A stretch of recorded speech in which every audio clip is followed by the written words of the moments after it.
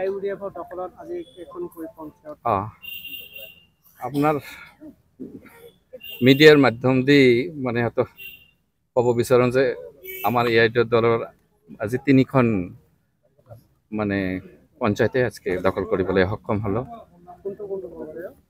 এইটো কালাহাট পঞ্চায়ত আৰু বিন্নেশ্বৰা পঞ্চায়ত আৰু বেৰভাঙি পঞ্চায়ত 3খনে আমাৰ দখলত আহিলে। আশা কৰোঁ আমাৰ ধুবুৰী সমষ্টিৰ অন্তৰত যিকেইখন মানে আমাৰ পঞ্চায়ত আছে প্ৰায়খিনিতে আমি দখল কৰিবলৈ সক্ষম হ'ম।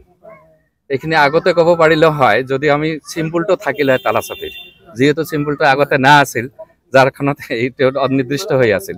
এতিয়া প্ৰকাশ পাব আমাৰ দলৰ এটা যে উত্থান এতিয়া প্ৰকাশ পাব। প্ৰায় 90% দখলত আহিলে।